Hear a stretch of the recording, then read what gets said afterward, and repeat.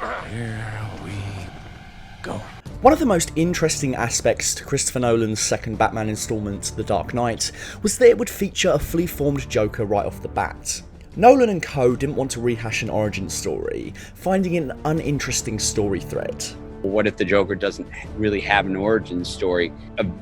Considered a very controversial thing, and we got a lot of pushback. People were worried. They clearly fought hard to avoid giving the Joker an origin story, and that's true of the finished product. Look at me. You wanna know how I got these scars?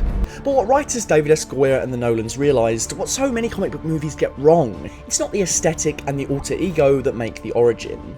You can introduce a character with all of that intact, and still put them on an internal journey that transforms them into the character we truly recognise.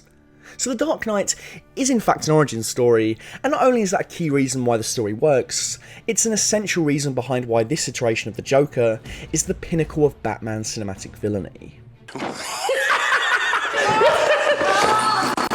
A popular fan theory which I personally subscribe to is that of the ex-soldier Joker. People reason that this line, "Nobody panics when things go according to plan, even if the plan is horrifying," coupled with this sly mention, or a truckload of soldiers will be blowing up, nobody panics, provide a backstory for a guy that could be showing signs of PTSD and bears a proficiency with firearms, battle tactics, and explosives. Makes sense, right? And the beauty of it is you don't have to subscribe to this idea if you don't want to. But that's not what I'm talking about. That's just backstory, an ambiguous theory. I'm talking about the here and now, what happens in the narrative of The Dark Knight to constitute an origin story. You see, the Joker isn't the Joker for the entirety of The Dark Knight. He becomes the Joker. At the start, the Joker has a penchant for anarchy, yes, but Batman's summation is pretty accurate. He is garbage that kills for money. If you're good at something, never do it for free. The Batman is a job. He's also a mastermind with no equal, pulling off elaborate stunts like the bank heist without breaking a sweat. He coerces, he manipulates, he tricks. Everyone is slow compared to the Joker, but during his encounters with Batman, the Joker is truly tested. The Batman can keep up with his taunts and his tests. He forces him into taking a hostage to escape at the fundraiser. They do battle, and the Joker laughs with sadistic glee. I think the encounter at Wayne's party is where the Joker realises that the pair could be two sides of the same coin. He realises that he no longer wants to kill him. Before he can tell Batman this, the Joker has one final test. Come on, I want you to do it. Can Batman kill him?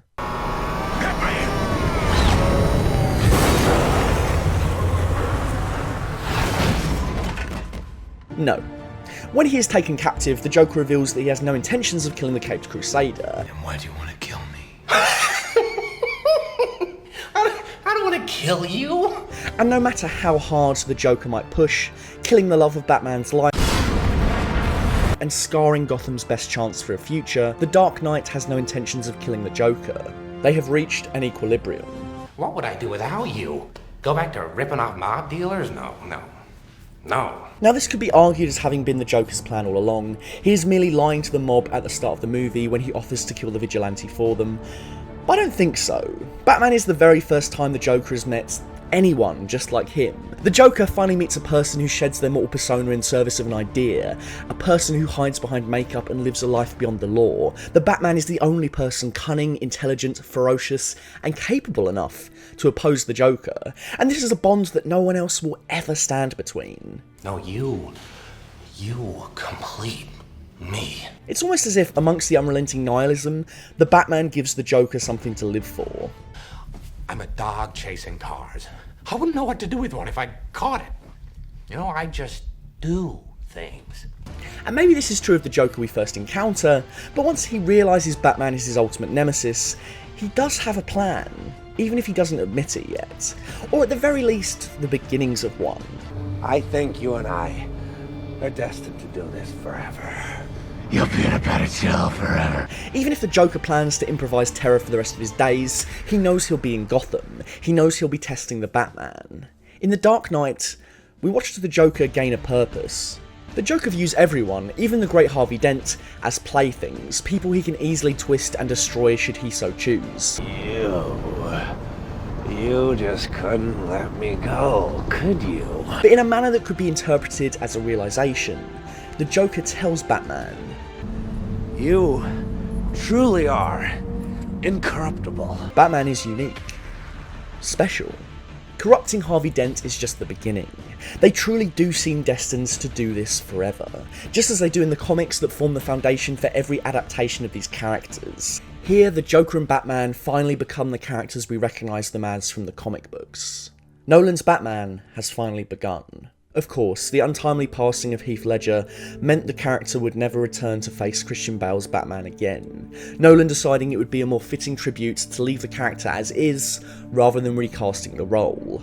This meant we never got a third Nolan Batman movie with the Joker, which I think would have been the plan. This has the unintended effect of subverting the comic book trope we know. The Batman and the Joker, in Nolan's more grounded take on the Batman mythos, would of course never battle forever.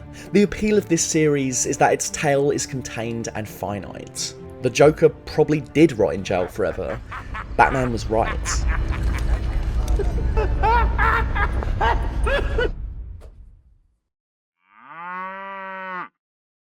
Thank you for watching another full fat video. Don't forget to click that subscribe button and hit the bell if you'd like to see more breakdowns of movies, TV and more. A big thank you to our full fat tier patrons, Dr. Chike, Jax Merrick and Mike Nandu. You the boys. Until next time, keep it full fat.